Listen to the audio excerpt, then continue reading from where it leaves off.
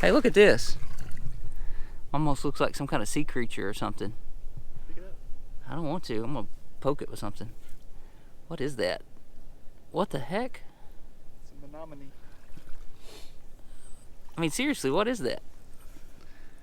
I don't know.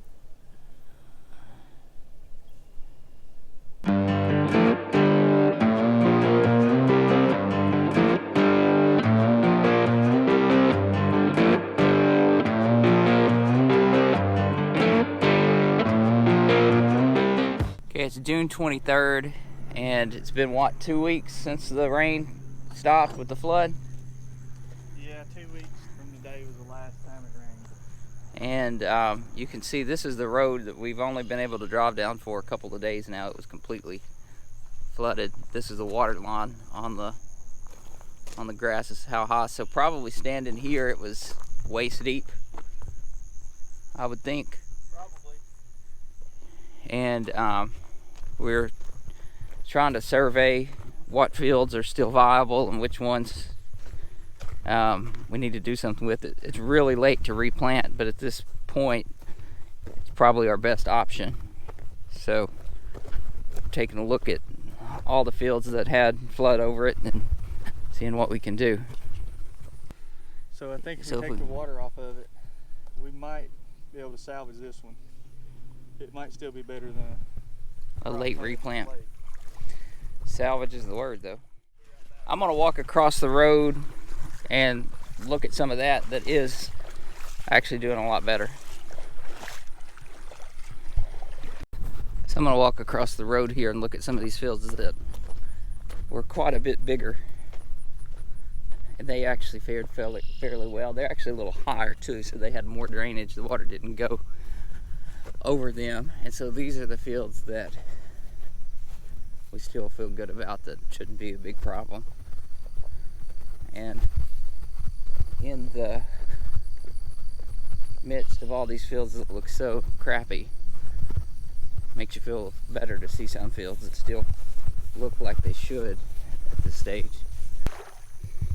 So even after all this time, this water is almost up to the top of my knee boots. So it's still really deep. What else I see here is some of these younger, smaller leaves it killed. So what I want to do now is look at the roots and make sure that it hasn't. So we still have really nice, healthy looking white roots, so there's no deterioration there, so that's a good sign. But these smaller leaves, that's not great. So here's some duck salad that was trying to survive by reaching to the top of the water. This shows you about how tall that's how deep the water was, at least. Probably deeper. Here is a small rice plant. So here's one. This is what we have. That should be about 3 inches tall and starting to put more leaves on instead of like that. It's not dead.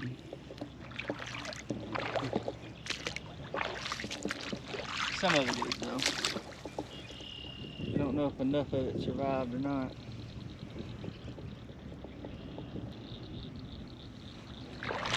So if you're just looking across there, there's a lot of green.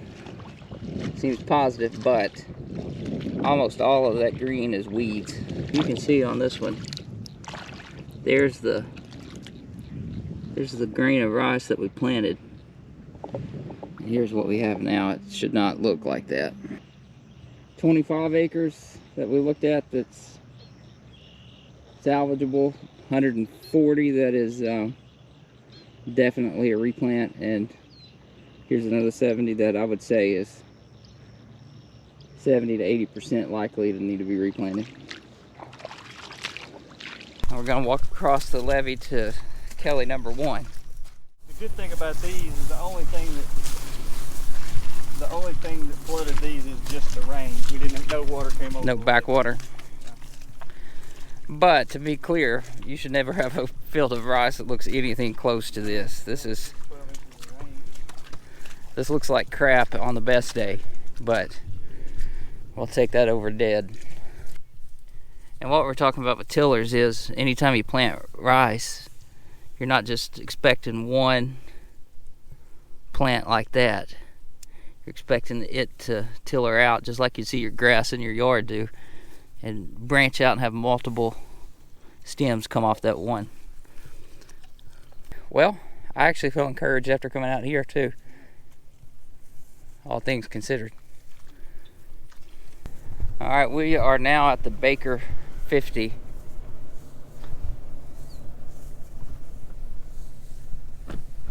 Which was underwater pretty bad. So far, all I see is duck salad. This was a beautiful stand of rice. Before the flood. Was. Hey, did they have one of those little beeper things on their video editing software? Because now it looks like there's a lot more value in salvaging what we have than trying to replant this one, because we've actually already replanted this one once. It's been a heck of a year. Okay, we're at the Baker 20. This is one thing we've got to watch out for. Now that the water's coming off, we should be okay, but this algae that's creeping in from the perimeter of the field can be devastating, because it'll kind of cover the rice like a blanket, and when you pull the water off, weight it down and smother it. So yeah, we got a field here in a minute that we can show exactly what can happen. Hey, look at this. Almost looks like some kind of sea creature or something. Pick it up. I don't want to. I'm gonna poke it with something. What is that? What the heck? It's a menominee. I mean, seriously, what is that? I don't know. Oh my gosh. So we determined that the sea creature that was poking up from the ground is actually a glove. So I'm gonna carry that trash out of the field. But it's like the field was giving us the middle finger, I guess. Okay, so when they make these videos, I know it gets kind of monotonous if you just have all the same content. Like, here's this field and it looks like this, and here's another field and it looks like this. Mm-hmm. So we should probably talk about something like, I don't know, not farm related or not flood related or something, just to kind of break things up a little bit. Try to get a little more drainage by opening the pipe on the other side of this field. Watch what happens here. There it goes.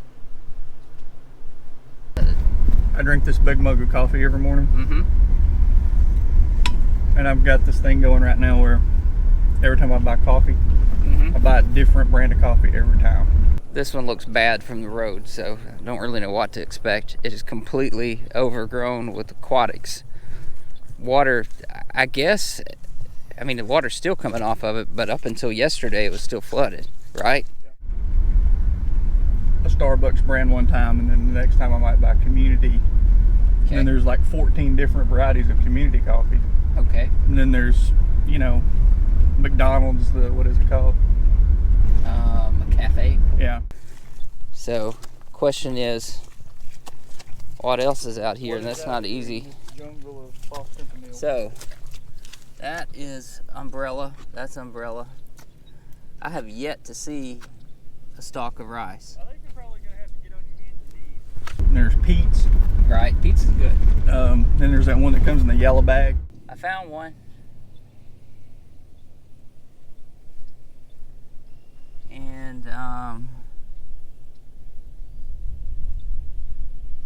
that's all so far. So I'm just trying a different type of coffee every time I run out of a bag. The next time I get one, I don't get the same one. I get something different every time. So are you like doing this scientifically and keeping notes about it and comparing, or?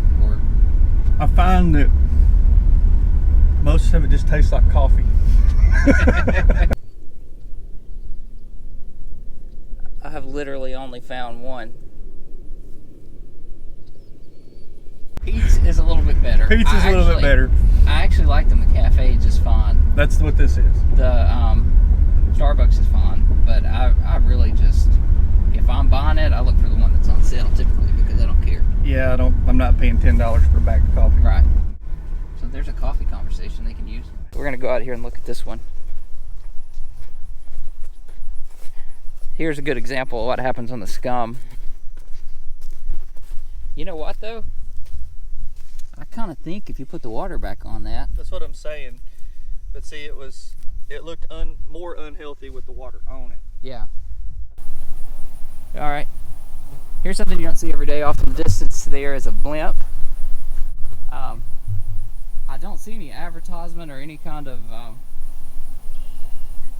label or anything. It's just a plain blimp. Okay, so change of plans. We're going to take a break from assessing the flood damage, and we're going to chase the blimp. So, anyway, here we go. Want me to drop? Do you want me to knock your teeth out on this lady? I mean... Oh, yeah, I see it. Hey, Nathan, come here. Come here, hurry. That's pretty freaking cool. Unidentified flying object spotted while scouting rice fields. That's our title.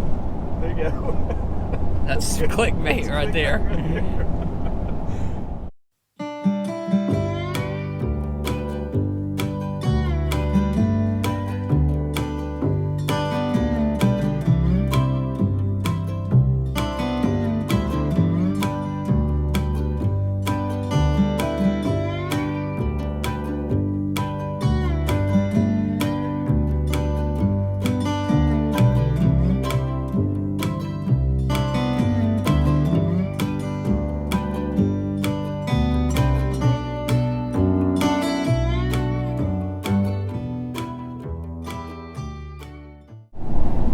After an unsuccessful blimp intercept attempt, we now resume our regularly scheduled activities.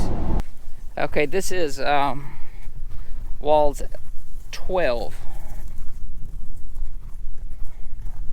And I see some rice out here. I don't know if it's enough. It does not look good though. Okay, so they probably need another like random thing to plug in there somewhere in between all this depressing field viewing. So, have you heard the new Taylor Swift albums?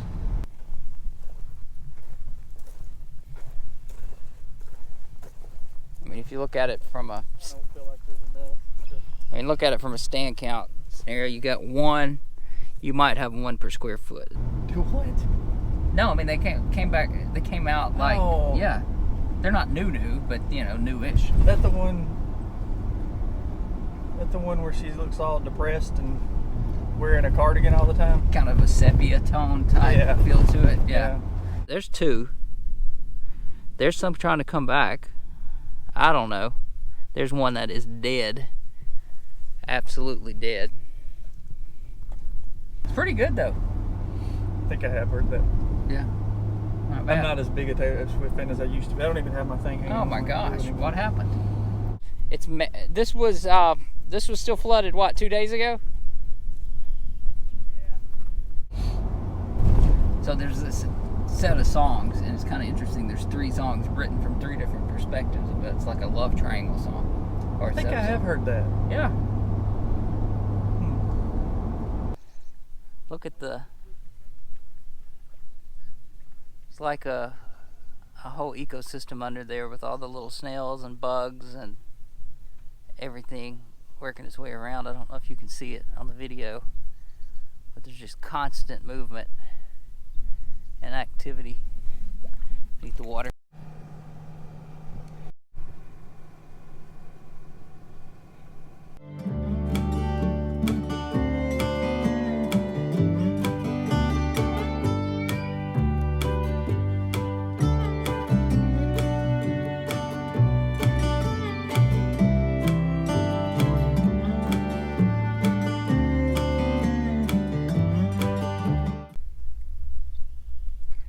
All right, well, I'll get all the paperwork started on the replant.